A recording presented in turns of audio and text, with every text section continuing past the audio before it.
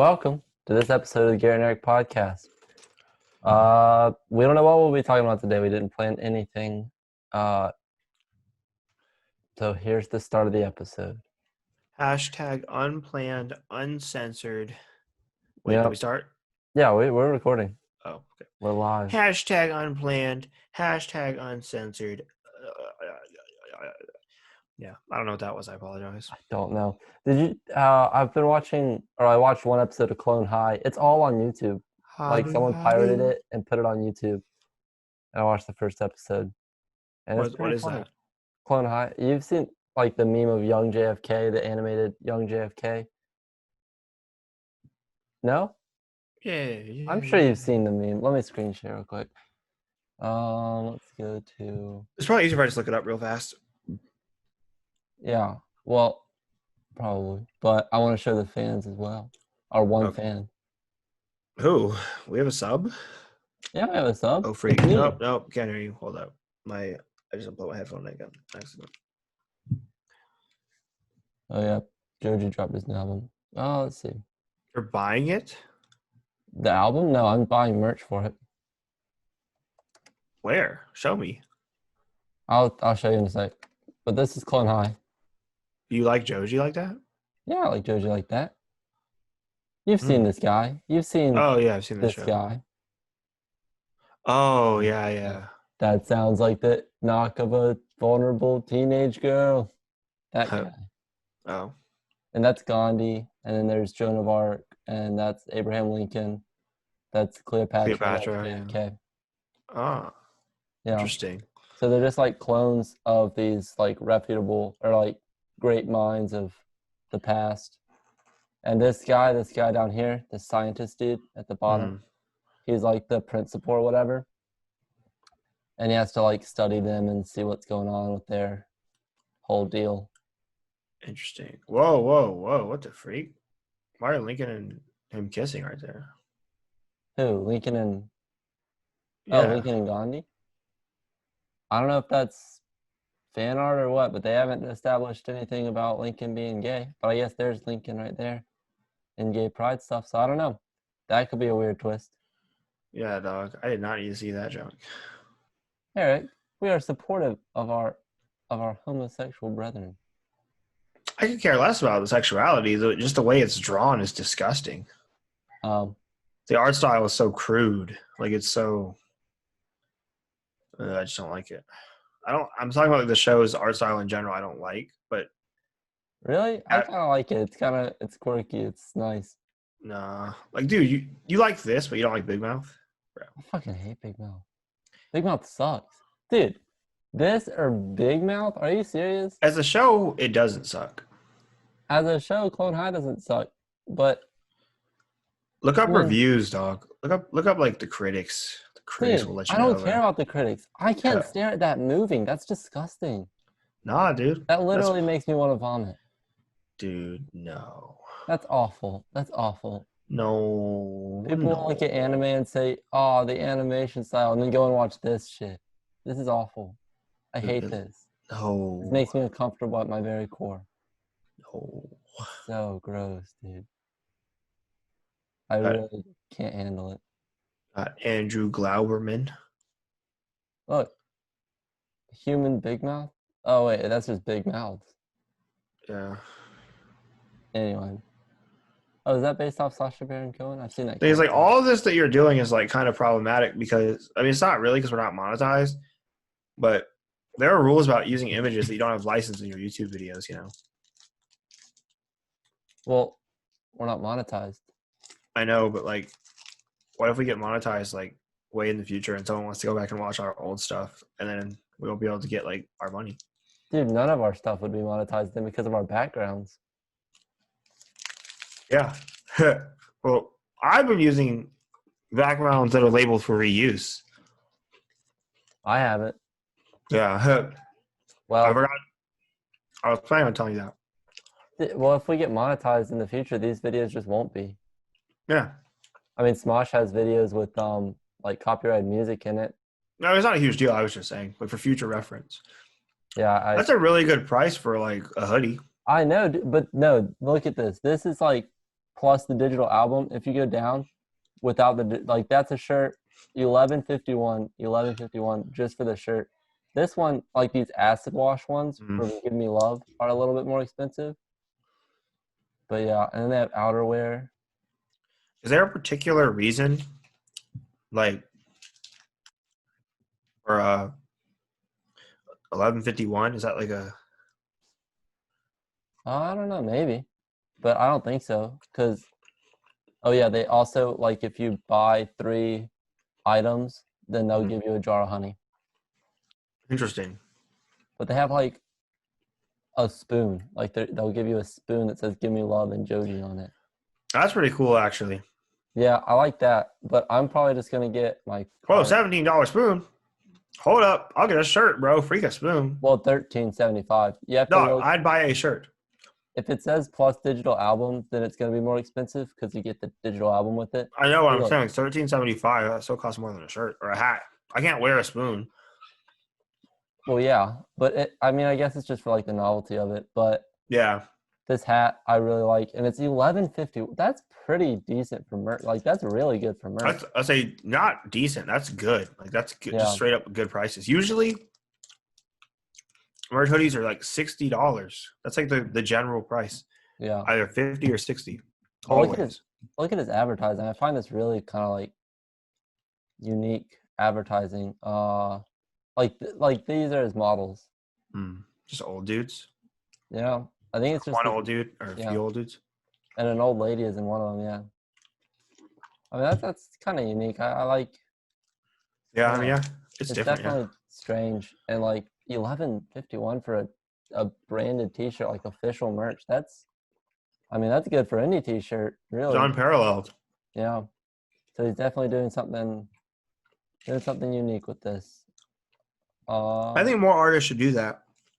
Yeah, I don't think they will though. How do I stop sharing? Stop sharing. I'm talking about pricing even. I'm talking about like here's our product, but it comes with a digital album. Oh, I'd buy it. I'd buy an album if it came with like a cool thing.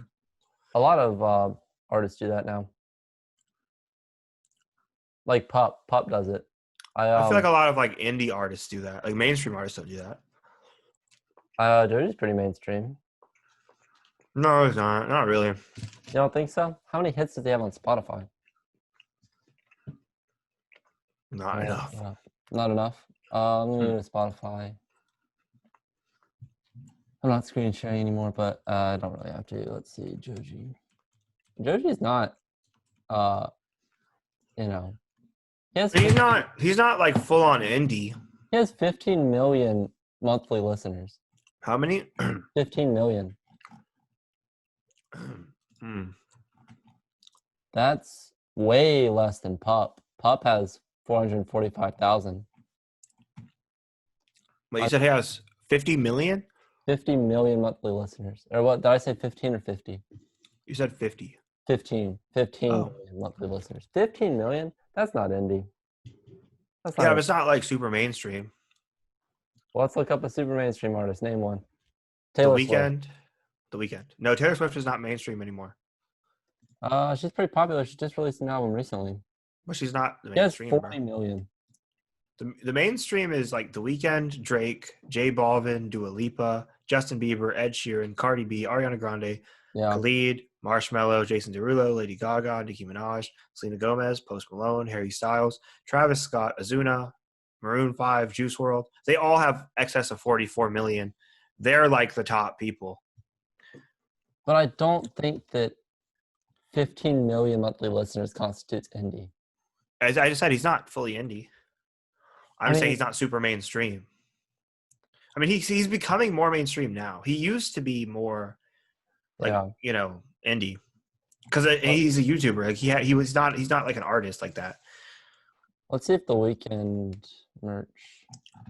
official merch store for the Weeknd. Does he give away digital, or not give away, but does he include digital albums? T-shirts. Yeah, he gives away digital albums. The Weeknd. Look at this. Whoa.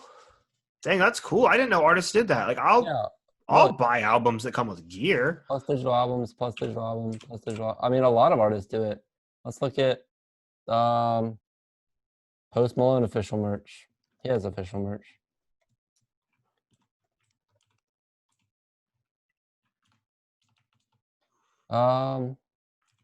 Is this an official website? This doesn't look official. Yeah, it doesn't look legit. Yeah. Apparel. I guess he might not give away digital albums with this stuff, but somehow some artists do it. I've seen it in more than just Hup and Joji. But yeah, it's not uncommon.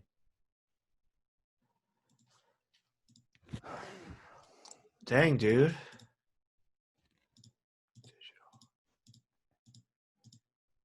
You know who I wish did more merch? Matt Watson. He did a merch drop, and within I think it's been 2 weeks since his album dropped, and the merch shop is already closed. Who's Matt Watson? Matt Watson's the Super Mega, the guy from Super Mega. Yeah, I don't even know who that is. Like that, you know what I'm saying? I have to share my screen again and show you Matt Watson. I just looked him up. I saw a picture. I'm saying I don't know who he is. Yeah, he just started making music recently, and he released his album Ouch. And I really wanted a T-shirt, but I didn't have the dollars for it. So I was just like, hey, I'm going to collect some dollars.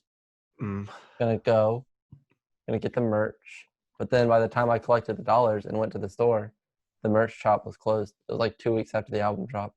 Yeah. That's so cool. I didn't even know artists were doing stuff like that. Yeah, digital albums with their merch. I mean, it's super cheap. I mean, what does a digital album cost them? Zero? I was saying, I didn't even know artists had merch like this, which makes a lot of sense. YouTubers have been doing merch for so long, so successfully, but it's just I didn't know that, mainstream musicians, I didn't know The Weeknd, you could buy official The Weeknd merch. I thought, you go to Hot Topic and see one with his face on it. You're like, oh, yeah, I'll take that. Actually, there are artists I like I would buy merch if they had it just to support them because I enjoy their music. But the stuff at Hot Topic and all that, it's too on the nose. It's just a picture of their face. There's nothing nuanced about it. Yeah. Machine Gun Kelly just dropped an album called Tickets to My Downfall that I was actually pretty hyped about because Machine Gun Kelly, he's a rapper and stuff. Yeah. But this album is a punk rock album because that's one of his favorite kinds of music. So it's really different because it's a total departure from his old stuff. Yeah. And I really like that. It's it shows stylistically. I mean, this dude was beefing with Eminem and going back and forth with Eminem, with diss tracks. And now he's dropping punk rock album with, Travis Barker on it, stuff like that. Travis Barker, Halsey, a lot of cool artists. So that's interesting. I mean, I'm sure he did a merch drop for it. I mean, he did. I just looked it up, and the hoodie looks really cool. I'm I might buy that. Freak. Yeah. I mean, almost every artist is doing merch. I'm just sleep. I'm saying, dude, and I guess I'm not into music like that. In all fairness, I just listen to music. I'm not someone who gets into artists. I don't do discography. I usually don't even. I've never listened to a whole album before, literally. Yes, you have. Never. You've been to listening parties. I know you've been to listening parties. But I wasn't actively listening. I was actually trying to tune out the garbage that was being played. Because to me, that junk was not fire. As I already told you, I'm just saying, dude, whatever you get, I want to see the quality of it. Yeah, me too. Because that's the cheapest hoodie I've ever heard of for anything. If you try to source for a print on demand store, you can't even get them that cheap. As in, as a supplier, your cost is going to be higher than that. Than $11? Yes. Per T-shirt? Per hoodie. Oh, for a hoodie. No, the hoodies weren't $11. The hoodies were $20 or whatever. I'm just saying the product cost for print on demand for a hoodie is $12 to $16. He's selling them for $20.51. That's without the digital album? That's without the digital album, yeah. But he has one that's acid wash that he's selling for $46.95, so $47. Still, that's insane. I want the acid wash one, but then I'm just come on, you have to up the price that freaking much. That's not a lot of money. I know that's not a lot of money, but I'm still just cheap hoodie. Yeah, or not cheap hoodie. Yeah, my thing is, dude, that's when I realized nothing's really actually expensive, because things are made. It's like if you like something, it's not expensive because you'll just get it. Like it doesn't matter. That's how I decide like whether or not to buy things. If there's something I really like or really think is necessary in my life, then price is no object because I And I want it really that like bad. 5-story mansions. That's what I'm all about. No price is too much for a 5-star. This. I really like it, so therefore, it must cost $0. Well, the difference is you don't actually really want a 5-story mansion. If you did, you'd be working towards getting one. You could care less about a 5-story mansion, and that's shown by your lifestyle. The reality is what people actually want, like where everyone's actively pathing to what they actually want. If you actually care, you'd be trying. That's not something you're actually interested in. So Yeah. my statement stands, Dab. Yeah. Like it really, like think about it. Think about all the things you ever bought. Like someone could tell you like, oh, that's expensive. But to you, it's like, why? But I really, really like my camera. People always like $1,000. That's so much. It's like, well, at the time it wasn't. Like I mean, I could afford it, and Yeah. I'm just saying, like I realized that from just watching interviews and stuff. Cause I used to I like to watch Hot Ones, Mm-hmm. and like artists talk about their lives. Like Machine Gun Kelly was on there, and Yeah. rappers are on there a lot. Like most rappers carry anywhere from $50,000 to $100,000 cash at all given times. Like just because. I should rap. I should rob rappers. Okay, really, really like I mean high level rap. Like not like obviously like some guy like whatever, but like Quavo. You know who Quavo is? Of course. From Amigos. Like he was talking about how he was looking through his closet and found an old backpack that he used to carry around. And it just had $50,000 in it cash. Because he would like, throw it on and just, walk around and he might see something at a store he likes, he just buy it. So I was like, that's like day spending money. Like just like gotta get my 50K. And Dang. That's Polo G, this rapper I like, he talked about it. Like when after he signed his first deal, or he signed his deal, he's like, I never left the house without at least 20K on me. Like never in cash. Like, I think that's really dangerous. it is. These guys get like, I mean, that's why rappers get killed. Rappers get killed like all the time. Then stop And putting yourself in robbed. that much danger. Yeah. They have credit cards. They have debit cards. Nah, dog. Nah.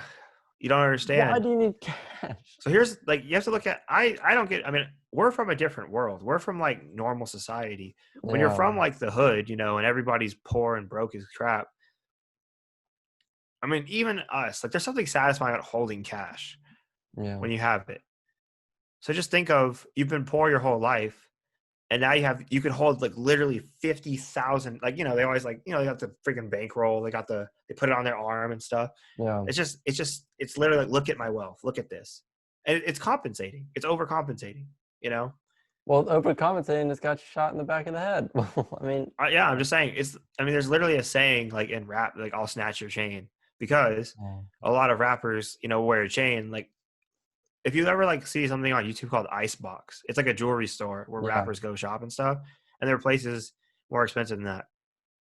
Like, and they'll be like Juice WRLD, dude, rip Juice WRLD, man. I really like his music. Like, I think he's probably my favorite artist out there, like in any genre.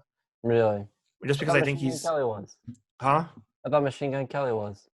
No, I like Machine Gun Kelly's music, and I like his style, but I don't think anyone messes with Juice WRLD on a level of talent. Like I don't think anyone's as good as him at rap. Like he can freestyle like at another level. He finds melodies and like just rides beats in ways that no one else can. Yeah, I mean, I'm not super into rap, but I mean, I've listened to a lot of his music. Yeah, and it's not even really rap. It's I don't even know what you'd really call what he does, but I just like it. Like I mean, and he had some songs that were really super mainstream, like that Lucid Dream song. Yeah, it's funny because like me and John, we were listening to that song like 8 months before it became popular. Like that, it took a long time to get mainstream, and it popped mainstream out of nowhere. And then we just hear it on the radio like every day, like I have these lucid dreams, and I was like, bro, that song, like I'm sick and tired of that song. I've already listened to that song like probably like a couple hundred times. Like what? Like I had it on loop in my playlist like months ago. But it's always how it is. Music drops and then eventually goes mainstream, unless there's someone who just has so much hype on their name, like Cardi B or like Post Malone. Yeah, someone like them, because obviously they drop junk and everyone's like, let me hear it. But I was gonna say real quick. I know, sorry, I'm like talking a lot, but I just want to say real quick before you say something. I was talking about Juice World in this interview, and he's talking about, like, you know, he's rich now and stuff. And they're like, "What's the most expensive thing you ever bought?" Like, as far as just, you know, like a thing, not like a house, because obviously he has a mansion, but they were like, not your house. And he was like, well, he's like, after I signed my deal, I went and got like something called a Patek Philippe, which is like a kind of watch, and his was $250,000.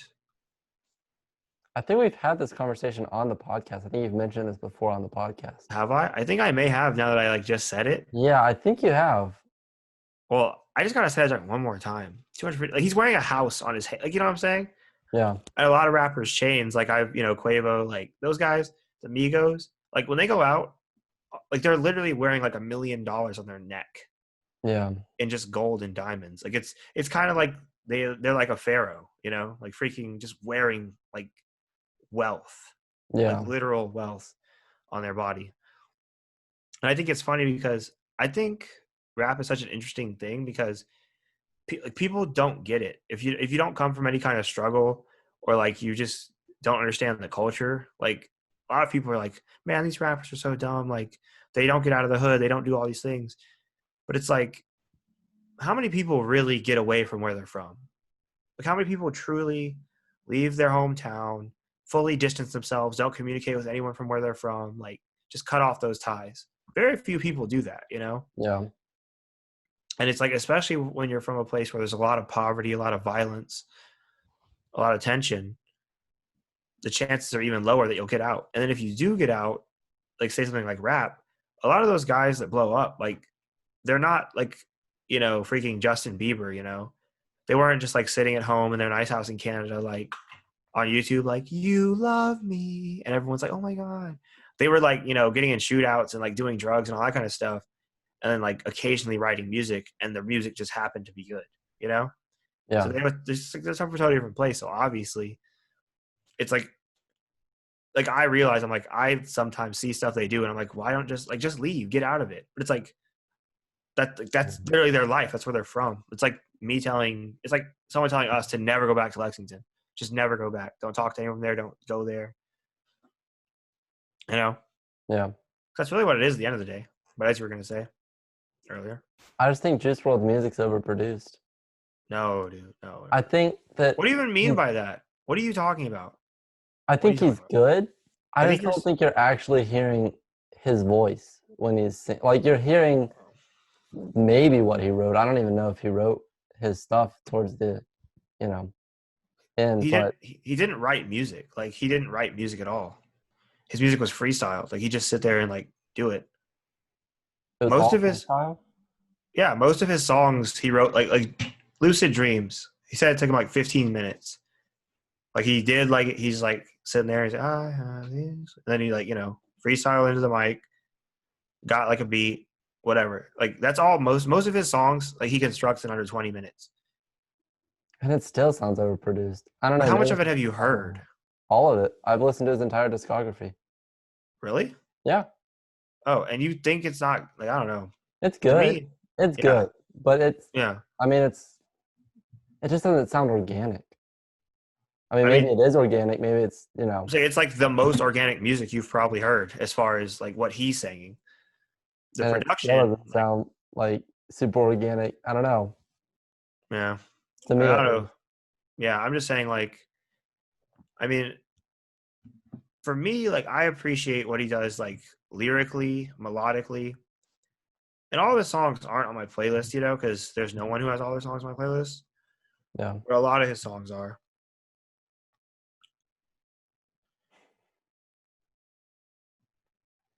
I think also I don't know, like, I think a big part of, like, if you enjoy an artist's stuff, it's like, how much do you, like,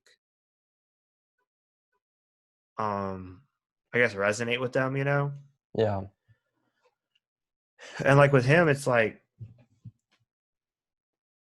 I don't know, I just I guess like his whole like thing of like, you know, kind of being like the sad guy and like all that stuff. And just like the stuff he talks about. Plus his music, I don't know, it's just fun to me. Yeah. Like recently, music's interesting. Like recently, this guy, you know, Pop Smoke. You ever heard of him? I've heard of him, but I'm not. Yeah. So he's this guy. He's a rapper. Pop Smoke's a great example. He just like blew up, right? Mm-hmm. Got super mainstream, super popular, like super like some of the most viral songs on TikTok right now are his songs. And I mean, the dude's music, once again, like it's so different. Like to me, there's like just uniqueness. Like who sounds like who could you say Juice World sounds like? Like it's like where does this come from? Like I hear his music and I'm like, what the heck is like what? Like a lot of rappers or artists in general, you'll be like, oh, they sound like this person, or like you can say, oh, they're clearly inspired by this. With Juice World, it was like huh? And with Pop Smoke, it's the same kind of thing for me. Now, I will say I'm not very knowledgeable on like the New York like scene of. I think it's called. It's called drill, right? I don't know. No, I'm not, like I'm talking about like I'm not. I know you wouldn't know probably, but yeah, is it? I'm just like as someone who's like listens to a lot of music, I should know this. Yeah, I think it's called drill and something like that. The point is, it's like New York, like gangster rap kind of thing, like talking about like the hood to like whatever, all that stuff. And but it has like a unique sound, like it's the sound that characterizes it. In the same way, like trap, like what Migos did. Like there's that Migos type sound that's called trap. If you listen to music and you're like, it has like that kind of like like the whatever, that's Migos. And the same, like that's trap. They kind of like they brought that to the mainstream. Because it existed since like early 2000s. Yeah. But they turned it into something that like girls in Lexington were like invented the dab, like all that stuff. That's something I realized. I was like, living in Lexington's a great example for like how mainstream music becomes. Yeah. Like when you live in like Lexington is it's just a nowhere town. There's like 29,000 people. It's just some rural place, like random place in South Carolina, totally disconnected from everything. No influences of art or like culture that are like significant to like the country. Like no one in America is gonna be like, "Oh, you're from Lexington?" Like, whoa, no one cares. No one knows what that is. You know That's what I'm saying? Like 99.9% of, Towns. Huh? What? Towns? Yeah, just towns in general. I mean, that's what I mean. That's what I'm saying. Like it's LA, if you're not from those two places, But I was saying there are places people have heard of. No one's even heard. Like we've heard of Lexington, Kentucky, because the Kentucky Derby. Like nothing happens in Lexington. Like no one's like, oh yeah, like oh you're from Lexington, South Carolina. Oh, like don't they have? No, they don't. Like there's a Lexington in almost every 50, like 48 of the 50 states. There's a Lexington. Yeah, I'm just saying people know Lexington, Kentucky at least. Yeah, like, there's definitely more rural nowhere places than. Well, of course, South Carolina. Of course, I'm just saying it's a pretty rural nowhere place. Because I'd say it's suburban, not really rural. Well, not rural, I guess. Yeah, it's suburban. It's like I'm not properly like saying what I'm thinking. All I'm trying to say is it's a small town that no one cares about, right? I don't mean no one. I'm talking about it's a country. If you're a stand-up comedian, that's like everyone. That's like everywhere. Yes, exactly. It's most people. Yeah, that's what I'm saying. Like, so when in a town, I'm saying like no one. What I'm trying to say is no one's organically on music. Yeah. Like you're not living in Lexington. Like, oh yeah, like I saw Halsey perform like right down the street at her. That's something I realized in LA. I was like musicians from like LA and California in general. It makes so much sense why so many of them come from there because there are probably a handful of like musicians who could be mainstream. But they have the talent, they have the work ethic, they have the skill, like the lyricism, everything for all kind of music, pop, rock, whatever it is. But say you're from Lexington, you're just not going to have the tools. Like you're not going to have the connections and the social circle to reinforce that there's even validity to your dream. Yeah. And then even if your parents are positive, your community is positive, you might not be able to find a good enough drummer or a good enough producer. If you live anywhere in California, you're set, or you live in Atlanta, like that's where rap's from. If you're talking rap, live in Atlanta. So that's what I'm saying. Like when it comes to the music industry, Lexington's nowhere. This does remind me. I do want to give a quick shout out because did you see Turner's new post? Turner. I probably don't even follow that guy. You don't know who Turner is? No. Me underscore Turner. He went to our high school. Yeah, no, I never knew him. You guys would always talk about him. I was like, I don't know who that is. Yeah. Anyway, he just released this like post of all the album art he's done, Hmm. and geez, It's he's really good. really talented. Yeah. Me underscore Turner on Instagram. Me underscore TURNER.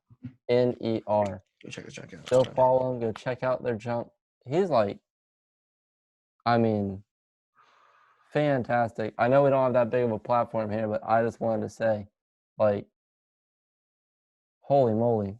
He keeps posting art. He has like a lot of art of album covers that he's done. It's just like, Oh yeah. dude, that looks like official. That looks like I mean, this is super legit stuff. This is really good. really well made. Wow. And but this is what I'm talking about. Like, and he has like, like what, like a couple hundred followers, like whatever. You know what I'm saying? Because like it's all about that ability to network. Yeah. And when you're from somewhere where people come from, people come from. I'm talking about in the entertainment industry, of course. Yeah. It's easier to be like, I realized that. I was like being from there is like living life on easy mode when it comes to being successful in certain careers. In the same way, it's not like everything's easier. I'm talking about purely when it comes to succeeding in music. That's what I'm talking about. I feel like a lot of more people fail than succeed, and like Everywhere, yeah. That's not what I'm saying. I'm saying if you're from an equally talented person in Lexington has a way lower chance of succeeding than an equally talented person in LA. yeah. I mean, you're talking about a town with 29,000 people versus a town with 3.4 million people. Like there's no comparing it. Like Yeah. you just have this huge bubble where like exponentially that's the thing. Like I realized I was like, people, like, it seems like people are just better when I go out somewhere like that. I'm like, people are so much better here. Like, like at everything. But it's not like that people are better. It's just that there are 100 of the dudes there are in your small town in that big town. And they are equally as not good as they were, but they just, no one cares about them. Like they're just there, Yeah. Where it's like I guess the top level is just way more top level. Yeah. Like someone who's rich in Lexington is like average, literally not even average probably. And some places over there in California. But I just think it's interesting, I don't know if we talked about like my trip at all. Did we talk about it at all? Podcast? Not here. So it's like it was really interesting, because I felt like, I already have a lot of strong like social beliefs and thoughts on different social issues. I've always thought, well, like I understand things are proportional in life, There is no level playing field. There's no fair. There is no equal. It doesn't exist. It's not natural for it to exist. It never has, The only time there's like proper existence is turmoil, Mm-hmm. Like nature is chaotic. There's no good or bad. It's just merely whatever it like is. And I think having realized that like a while back, like I realized like money.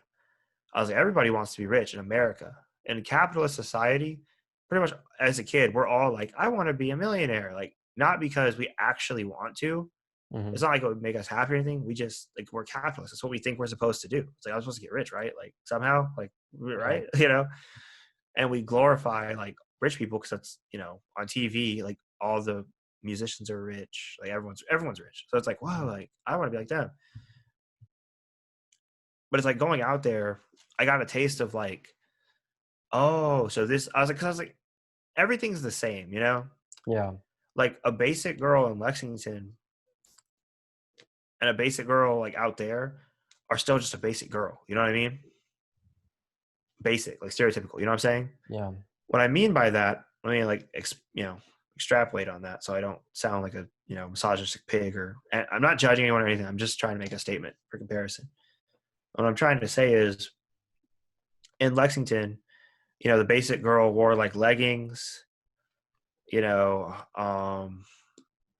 like what's your like leggings, like shirts, whatever. Like there's no like designers that like people wear in Lexington really, except like you might see Uggs, a good bit. Like you see Uggs. I mean, help me out, Garrett. What else is there? Like when you think of girls from Lexington, like what's kind of like just if you had to disco give me, girls. Just yeah, like disco disco girls. girls. Like think of the most stereotypical, like whatever. That's close to it, close enough. Yeah. And once again, of course, this does not describe every girl in Lexington any more than any other stereotype describes anyone else. It's just a broad thing. But out there, I realized, and I think I told you this already. I want to clarify what broad is in big, wide, not broad as in, Oh, yeah. Yeah, there you go. Saved you there. Yeah, but so it's like, when I was out there, I saw, like, I was like, people out there just, they had more money, so everyone wore more money, Mm-hmm. And I was like, dang, like, that dude's fit had to have costed at least like $3,000. Yeah. Whoa, that dude must be wearing at least like 4,000, 5,000, 10,000. Like you see people walking around with just money, like on their body as clothes. And as someone who has a very, very, very small idea of the cost of like certain streetwear brands and certain like, shoes and stuff like that, I was like, dang, people out here are really wearing money like this. Like this is crazy. And to me from Lexington, I'm like, this is, wow, everybody's so rich, And to them, it's just like, they're literally just at the shopping place, like walking around like, oh yeah, it's another day. Like, like no one's able to understand.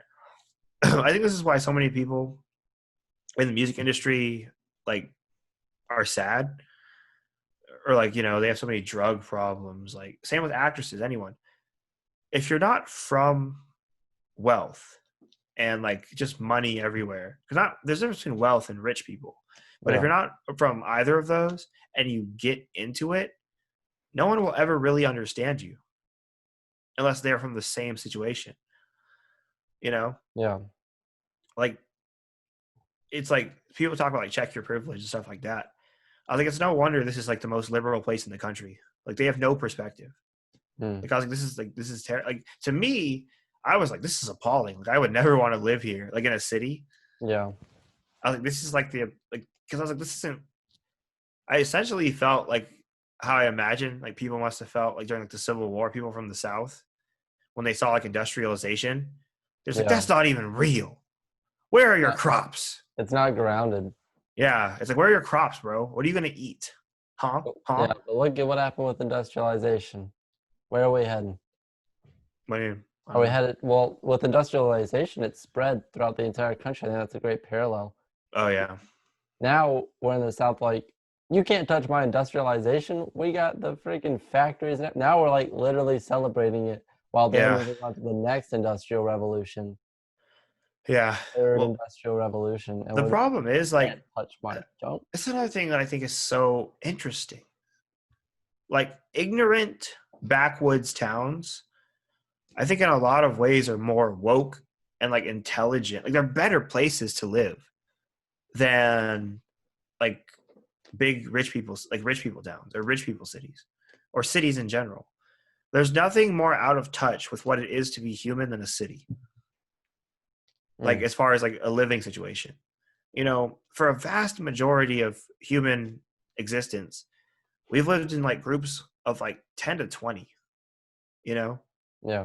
Because remember, a majority of like the anatomically modern human is like 300,000 years old roughly.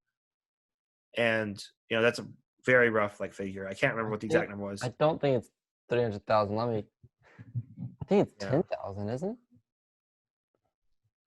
Yeah, I might have way overshot it. Yeah, I think you did.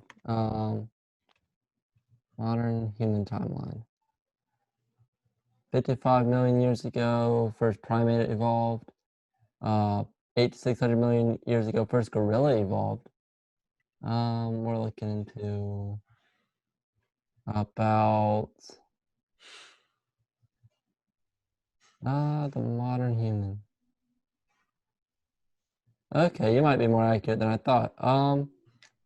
Oldest surviving early human footprints are left by 3 people who scrambled down the slopes of a volcano in Italy. That's 325,000 years ago, 400,000 years ago, early humans. What does it mean by early humans, though? Is that Homo sapien? Okay, so yeah, Homo sapiens 200,000 years ago. Homo sapien is 200,000 years ago. Yeah. Yeah, Neanderthals were still around. Wait, We didn't evolve from Neanderthals, though. Yes, Yeah. okay. 195,000 years ago, our own species, Homo sapien, appeared on the scene. So about 200,000 years ago. And then 10,000 years ago, I was thinking of when agriculture developed and spread. Exactly. That's when we like began to rapidly progress as far as civilization. Yeah. Well, that's what I'm saying. So what we are, literally what we are, has existed for 180,000 years, totally unlike anything that exists today. So like it's no wonder we feel it's no wonder depression is a thing, suicide, anxiety. This isn't how we're meant to be. This isn't right. We think it is because we were born into this time. So we're like, oh yes, like my phone, my head, everything. But it's like, no, dude, like your ancestors for the last 180,000 years didn't even have words. They didn't even write, Yeah. Sure. It's like nowadays, people get made fun of for not dressing properly, for not, like being smart enough. All of this, like, it's all BS. None of it's real. Like, it's all just a, social construct. It's all a construct of the society we exist in. Not to say, of course, it's not valid or anything, because yes, we do live in it. I'm not saying like down society, any of that. I'm just saying it's all fake, None of it's genuine. None of it's true to what it is to be a human. I think that's why, everybody's so messed up, I don't think we're supposed to live like apes, but I will say. But it's not living like apes. They were in caves, they still did stuff. It's just that. I mean, we were closer to apes than we are to what humans are now. Until we developed agriculture, like 10,000 years ago, we were essentially just hairless apes running around, just like hunting with spears. Maybe we were more intelligent apes, but we were the most intelligent hairless apes. Yeah. That was what we were. But the thing is, we weren't. Go back. I don't think that's something that needs to go back. No, I don't. I'm not either. That's what I'm saying. That's what I said. Like, the point is not to say we need to go back, but the point is to say we have to remember, like people have a lot of problems nowadays. Like depression is like everyone has depression. Like everyone's just depressed. Like you ask most people, I would say based on no statistics or evidence that like is done at a large scale, most people are depressed. Most adults. Because in my experience, well, okay, not are depressed, have dealt with depression, have been through depression. I would expand that to I would minimize it to our realm of existence in America, the United States. In America, yeah. A very different culture than a lot of other places. Yeah. I would say in most first world countries is where you see the most depression and stuff like that, because it just makes sense. Society is a burden. It's a weight on our chest. It's like you got to keep up with people. You've got to like do all these things that aren't really natural. Like as a guy, they're just like for instance, I realized this recently. This is like kind of a segue and not really a segue. It's like I've been playing Smite back again, and it's like it's my outlet for like for aggression and competition and like confrontation. Those are natural things as a human. Like I kind of like I crave them. Like I'm like, yeah, give me that job, Yeah. Like, and it's like, for a majority of the species' existence, and even a majority of even modern human history, like violence has been such a relevant part of life, like for men especially. Yeah. Like we were just supposed to like that's if you were the average man, in Rome, you were a soldier. You were the average man in Greece, you were a soldier. You're the average man in China, Japan, Mongolia, I don't know about that. It's literally just a fact. Like it's not a well, the average man, I mean, if you want to take the entire, entirety of their societies, they looked like this, like this. The majority of people were just peasants. Peasants weren't soldiers most of the time. Yes, they were. Not everyone in society. Not in Japan when they were under the shogunate. but a majority though. A majority of people? Yes, like during well, it depends on what time we're talking about. I mean, yeah, you can nitpick. I was saying, you can find times, but generally, a man's profession was to be a soldier. You were a soldier or a farmer. That's it. Like, you know, for a long time, or a slave, soldier, farmer, slave. I took a Western civilization class, and that's literally that was just the way it was. You were either a farmer, slave, or you were a soldier. That's kind of all there was to do, And that sounds so bad to us. We're like, whoa, but think about it. It's kind of, there's a beauty to it of it's so human. I don't think you'd be saying there's a beauty to it if you lived in that time. But that's not true. Once again, that's our perspective. We don't know them. There's this great story I think of. In my Western civilization class, I wrote a paper on the Sengoku Jidai period in Japan. That was their, I don't know, what's Sengoku Jidai? I think it means it was the Warring States period. When Japan was just a bunch of different independent clans fighting each other.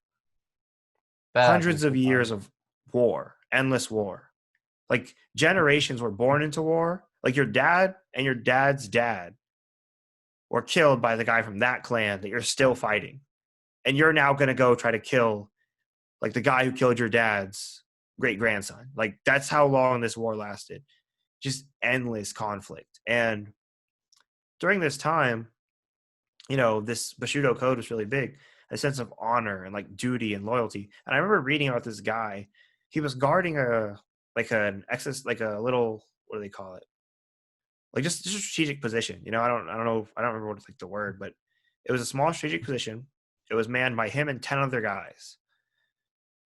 They saw the advancement of enemy troops, right? They were being approached by thousands of soldiers. There were 11 of them. And they were getting approached by literally a host of about 10,000 soldiers, right? They sent one guy to send the message, and all 10 of them stayed and fought. They engaged. There was 10 versus 5,000, and they were draw your swords, let's get this work. What the freak? They all got killed, of course, but the guys who killed them, their general wrote letters to the guy's kids telling them what he did. And the guy also, the guy wrote, he wrote a letter himself and put on it, he's I know my castle's going to fall. I know I'm going to die, as will my men. He's and I'm just going to go out. He's I'm going to go and do as my Lord would wish. Where does the good part come in? I'm still waiting for you to bring up the good part. This sounds terrible. I would not want to live in a society like this. No. But that's the thing. That's the thing. It's not to say that it's fun. It's just to say he wasn't sad he was going to die. He was proud.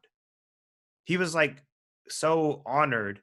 That's what he said. He said, I read his whole thing, and I was literally sitting there for an hour, just I was shook. I was these are this dude's last words. He took out a freaking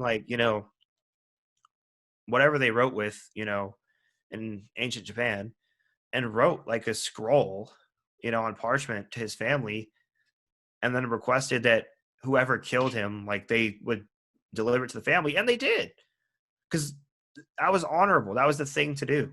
So just imagine it, though. Just think about it. Really think about it. Take Garrett Burkett. Take you.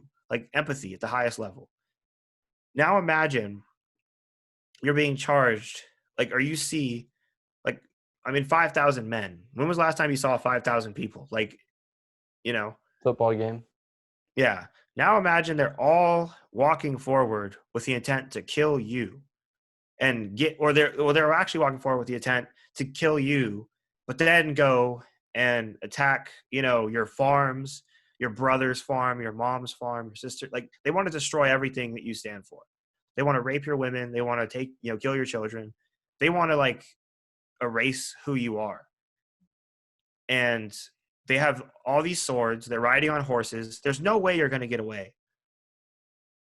And it's you're but you believe you believe in the warrior's code.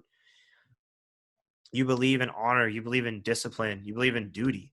And you're like us, we're like, we can't fathom. We're like, no, I'd run. I'd get away. I was like, I'd run, dog. I'd like, because think about it. Like they had to sit in this, like, just because they're being advanced by by an army.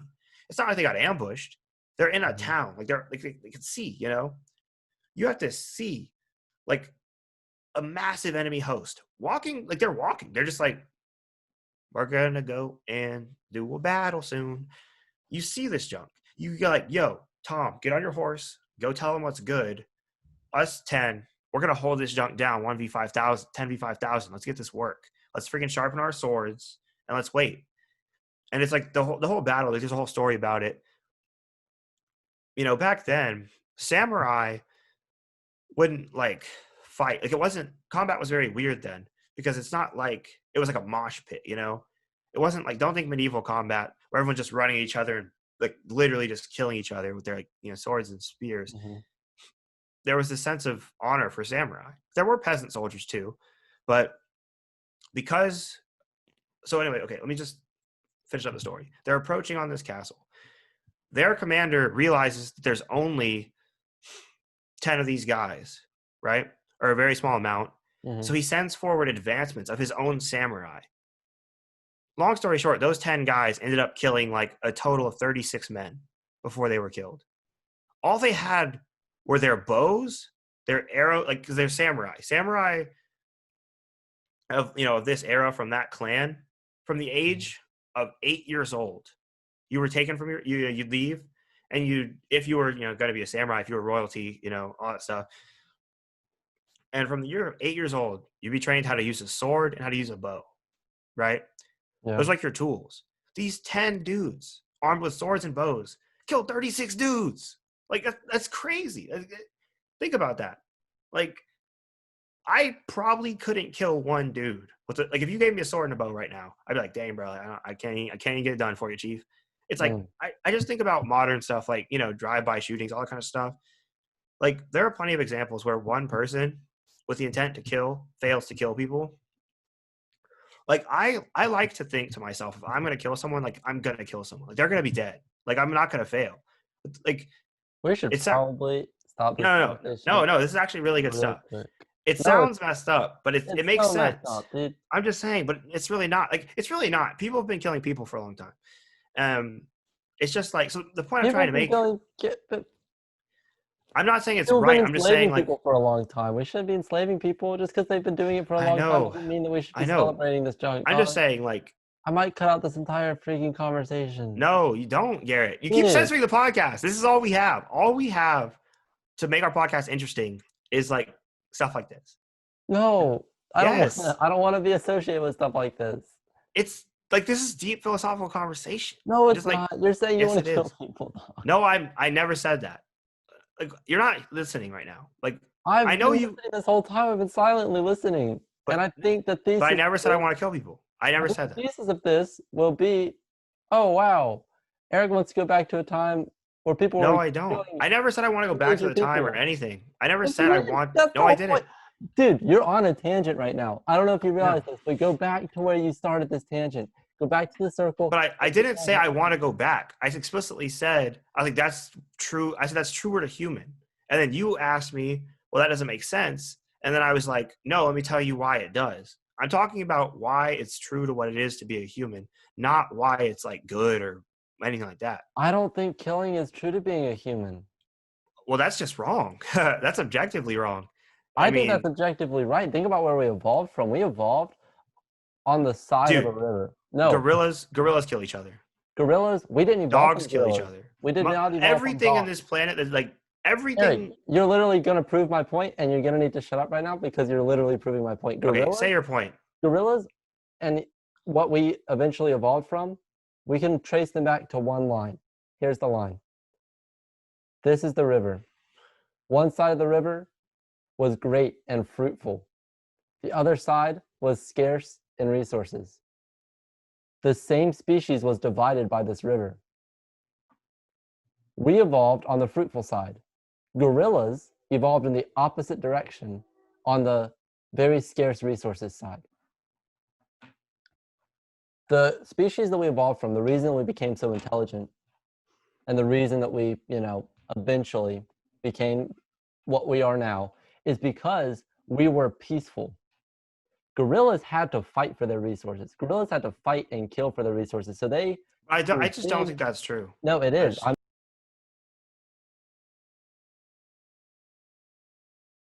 Gorilla. No, Eric, what's your basis for Eric, this? I did not interrupt you. Please do not interrupt me. All right. Gorillas developed big, strong muscles to help kill people.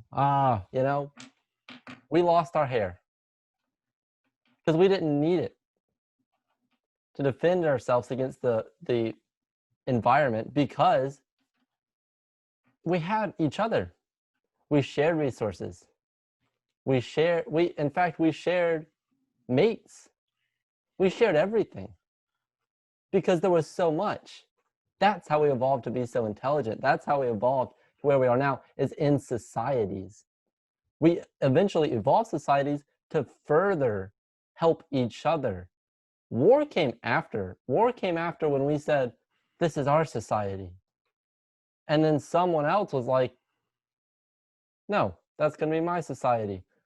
That's where we start. I feel like that's a really society, because 300,000 or 200,000 years ago, we were still humans.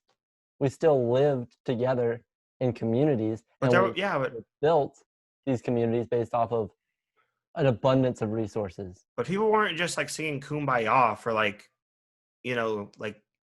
all that time. Like, what eventually became people were not peaceful things. We're just part of nature, and we're part of nature, but it's like gonna be violent. But we evolved from an abundance of resources, so that in order to become this intelligent, we need peace. We needed peace to become this intelligent. We needed peace to develop everything that we developed. Society, cultures, everything. We needed peace for that. Because you're not worried about, this is how we're going to create more food. But actually, a majority of technological advancements have been made for war. This is a weapon that I can use to stab. I feel like you're just off base here. Like, I really feel like you're off base, because in my Western civilization class, my professor talks about how every time there was a war, every time there was like a major war, you'd see unprecedented advancement as a result of the war, because it was always about, how can I beat those guys? Like, like the whole reason we evolve and all that isn't because of peace, love, and hair grease. It's because you have stuff, I have stuff. I want to take your stuff. You have a better way to protect your stuff than I have, or you have a way to get more stuff. Like, it's always been there. Like, I feel like even in the Bible, even in a religious text, which is like the epitome of like, or not saying the Bible is, but a religious text is the epitome of like ideology, and just like, like wonder, rainbows and sunshine, blah, blah, blah. If you want to talk about like no scientific grounding, religious texts. And even in the Bible, Cain, kills his brother Abel for like whatever reason. It's like people have been killing people. Homo sapiens have been killing Homo sapiens for as long as Homo sapiens have existed. In the same way that like, everything else, like, yes, in some instances, when there is enough abundance, animals won't kill each other. They don't have to. But the planet hasn't been like that for a very long time, Like, for a majority of like, I would say, I guess, to your point of what you were saying, yeah, like in like, for instance, in the Amazon right now and stuff, there are tribes who like haven't had contact. So they probably have, like, they've lived there. Like, there's better example, there's a group of people called the Hadza in Africa, and they've been living in the same spot for like thousands of years. They have the same ancestors. They're some of the most pure-blooded people in the world, literally. Like, as far as like racially, a majority of them are like close to 100% Hadza, and it's because they're just out there. Like, it's in the desert, you know what I'm saying? And to your point, they are like, they don't fight people, because they don't have to. Like, why? What's the point? Like, they live in a society. Everyone works together. Everyone cares about each other. They hunt together. They do everything together. Yeah. So you're not wrong, like, in what you're saying. It's just that, like, it's like once that plentifulness went away, then came, everything else. And I feel like, it kind of lets us know, okay, in society, I think this is why, like, communism as a concept has merit, because a commune isn't a bad thing. A commune is a good thing. It's like a village, it's a little tribe where everyone supports each other, everyone cares about each other. The problem with communism is, I think communism should be applied to, like, a neighborhood and a small one, not a country or a state. You can't take, like, ideologies like we all love each other and we're all going to share and care about each other to a whole group of people, because that's just not human. It's not real. It doesn't exist, I don't think. And in psychology, like, there is, a basis of this in psychology. I don't know if you remember this from AP Psych. They talk about how, as a human, like, as a person, as far as we know, we've kind of evolved to naturally be able to care about, like, truly care about maybe 10 people, 10 to 20 people. That's about, like, what you have the capacity to emotionally connect with 100%, where you really care about them. Like, if something happens to them, you're up in arms. If they're hurting, you're going to, like, you're going to, give clothes off your back. According to that, we can do that for about 10 to 20 people. Mm-hmm. So people, like, nowhere can do that, Yeah. It's just not big enough. Like, I think it speaks to, like, my mom talked about when she was a kid, and she lived in her little neighborhood in the hood, poor place. Everybody was broke, Mm-hmm. but everybody looked out for each other for that exact reason. Everyone knew everyone's names. They had a lot of, like, interconnectedness. And eventually she moved to the city. She moved to Washington State, lived in Seattle. And it was a totally different thing, Yeah. because now she's going to a school that has a lot of students, and, like, she's, it's a whole different lifestyle. It's just, it's society, I think we're supposed to live more in the former, where we care more about each other, and smaller, neighborhoods or areas. Yeah, where you I can agree. see the people that you're providing for. Huh? Where you can see the people that you're providing for. When you work, like, for the government or whatever, you don't really have a scale for how big America is. Like, it's it's huge. vast. You can fly a plane and look over all of it and still not have an understanding of, like, that's how big it is. We didn't evolve to be able to conceptualize how big America is, or any, like, even your state is pretty huge. Yeah.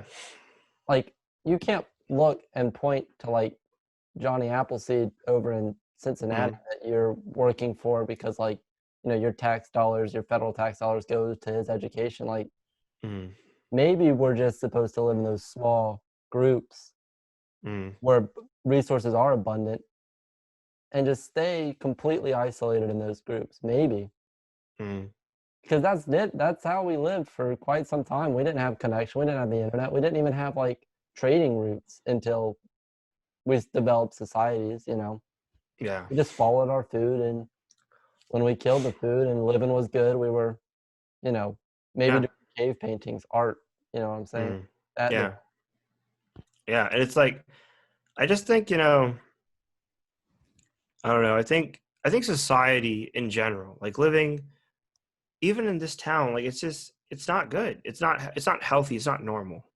I think social media is a great example also of something that's just so unnatural, unbelievably unnatural, And somehow our brains get addicted to it. Right? Yeah. I mean, it That's makes the weird sense. part. Like, our stimulation used to be,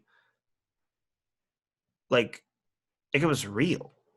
Like, if you were from a small town, you were from a small town. Like, you live your life having known of, like, 50 people, Yeah. but you knew them well because you grew up together. Like, everyone's You were born there, you live there, you work there. There was no ambition to leave. Why would you leave? It's your town. It's where you're from. That's your family. Like that's something you still see even somewhere like Italy, you know? Yeah. Like Chiara and like the way their family lives. Like they have like a you know, apartment in the city, and it's like her dad is like has one unit, then there's her uncle, then there's her, you know, grandparents or whatever. Like everybody's there. Like it's like no one left because why would you leave? That's once again something that comes with American society. Everyone's like, I want to get out of my town. I gotta get out of this backwoods town and go make a name for myself, or gotta go get away and do something. And it's like, no, you don't. You know, like you really, really don't. That's something I'm realizing now. The more I think about it, it's so freeing to me to sit around and realize I don't have to be anything. You know, like I don't have to amount to anything. I don't have to achieve or accomplish anything. You know, it's freeing because that's not how society teaches us. Like everyone, what's the first thing someone's going to ask you? Oh, where do you go to school? Oh, where do you work? Like, what's your status? What have you like earned? Like, show me your stuff. Show me your, like, you know, your clout, you know? Yeah. But it's such BS. It's not like none of that's real. It's like you could live your whole life, you know, like, and die and achieve literally nothing. And no one knows your name. Like no one, you know, I mean, like people don't know your name. That's genuine. That's real. That's what it is to be human. You know? Yeah.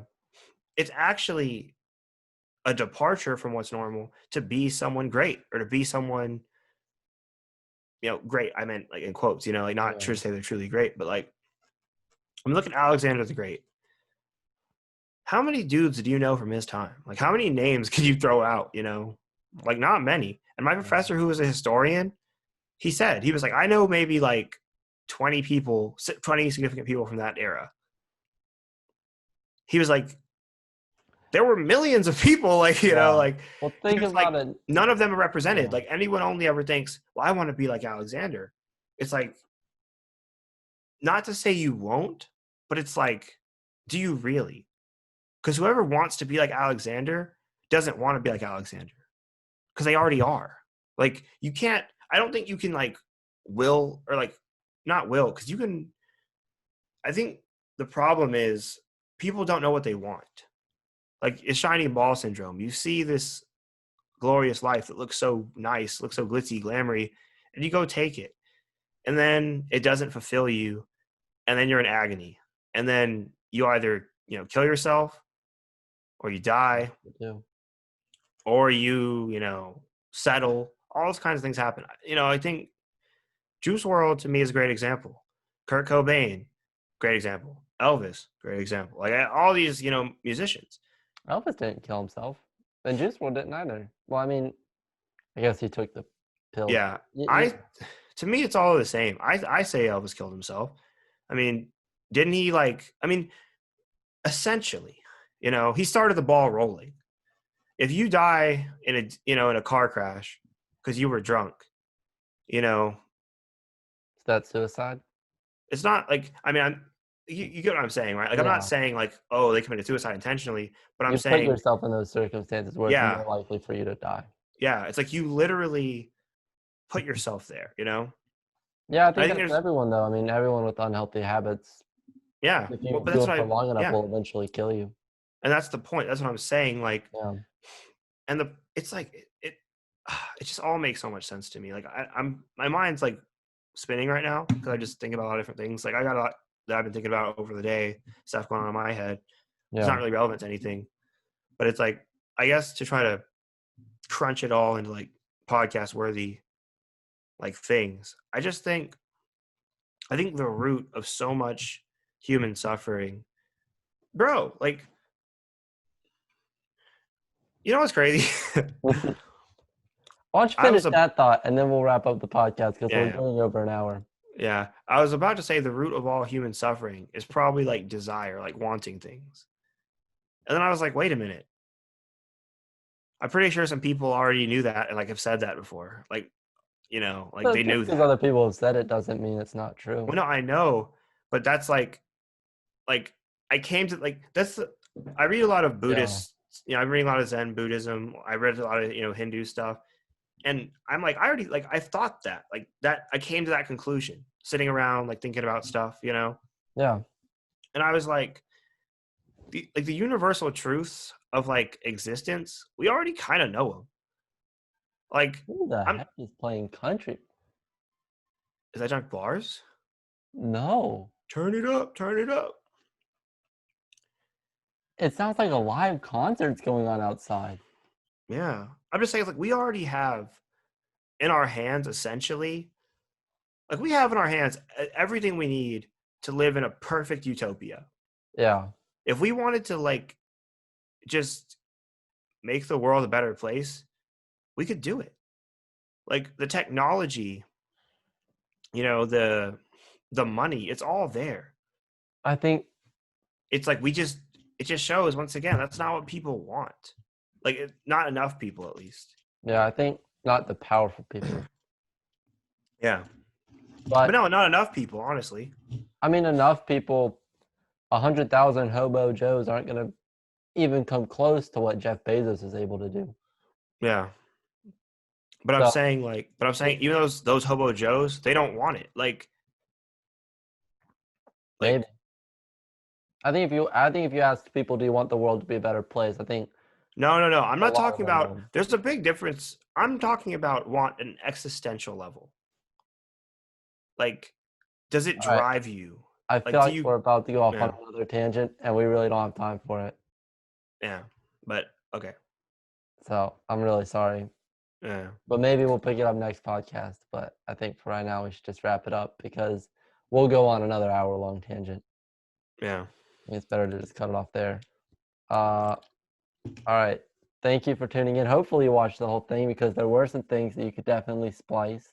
There were some places where you could actually end and be like, well, they're canceled. Please don't. Please watch the whole thing. Please, but see this thing, guys. Like, if you actually know what I'm talking about, and you won't cancel me because I'm not saying anything incorrectly, and I'm not saying anything like I'm just not wrong. That's all I'll say. I'm not wrong. I'm just speaking about like stuff that's already happened. You know what I'm saying? I'm not like saying like it's good or bad or anything. I'm just like it is, In the words of Mahatma Gandhi, it do be like that sometimes. It really do. Bye, everyone. And on that note, adios. Wait, hold up. Let me stop recording.